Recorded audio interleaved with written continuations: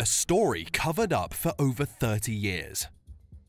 On November 10, 1950, a B-50 strategic bomber was on its way home from a secret mission. The United States Air Force had secretly deployed a number of nuclear weapons to CFB Goose Bay, a Canadian base in Labrador. The United States had deployed a mixture of 11 Fat Men bombs and Mark IV nuclear weapons in Canada in the summer of 1950, but had decided to remove the weapons from Canadian soil. The November flight was a secret sortie to remove the nuclear weapons from Canada. The B-50 carriers were secretly ferrying out a single bomb at a time. The goal was to remove all 11 of the bombs from Canadian territory by the end of the year. Unfortunately, shortly after takeoff, the airplane carrying one Mark IV nuclear bomb experienced severe engine troubles. The prospect of going down over Canada with a nuclear bomb on board was unacceptable. So, the crew deployed the bomb and rigged it to blow in the air over the St. Lawrence River. What happened next resulted in a multi-decade cover-up and a nuclear accident that sent radioactive material raining down on the United States' closest neighbor. The Rivière du Loup incident.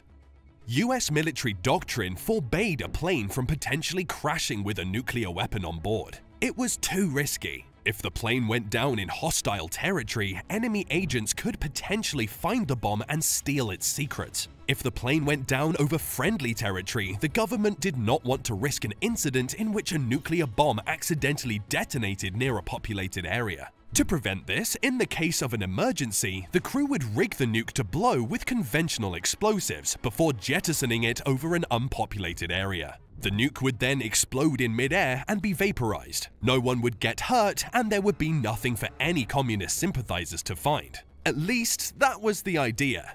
On November 10, 1950, the bomb was rigged to blow 2,500 feet above the ground. The pilot aimed for the center of the nearby St. Lawrence River, and the captain ordered the bomb dropped. The bomb exploded at the intended height. While the nuclear weapon was not armed with the highly deadly plutonium core, it was still packed full of unstable uranium. When the nuclear bomb blew itself up over Canada's most important river, it scattered 100 pounds of radioactive uranium U-238 over the water and the nearby village of Rivière du Loup. The explosion was loud enough that it woke up Canadians on the ground, prompting the United States to issue a statement about the nature of the explosion. It was a 500-pound training bomb that had detonated at a nearby military site. The US and Canada were holding joint military drills involving high-explosive munitions. There was nothing to worry about. All the while, radioactive uranium was raining down on the unsuspecting heads of the people below.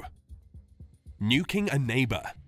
The United States kept the incident under wraps for 30 years. They did not reveal the extent of the accident, the presence of nukes in Labrador, or the potential radiation contamination until 1980. Luckily, no one was hurt in the incident, and the official casualty number for the incident still stands at 0. It is impossible to know what kind of effect the remnants of the uranium U-238 that were in the bomb might have had on the environment, people, or animals below. Since the event was covered up, there was no immediate follow-up on the ground, at least none that has been made public. Conclusion.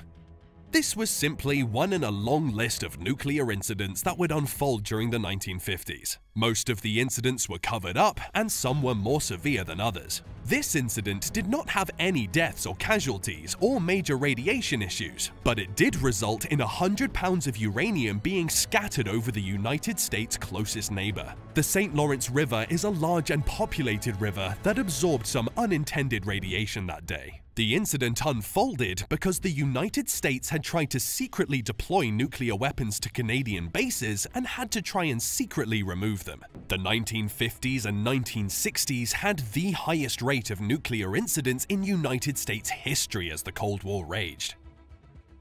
Thanks for watching. If you enjoyed this video, don't forget to like and subscribe to our channel. See you in the next one.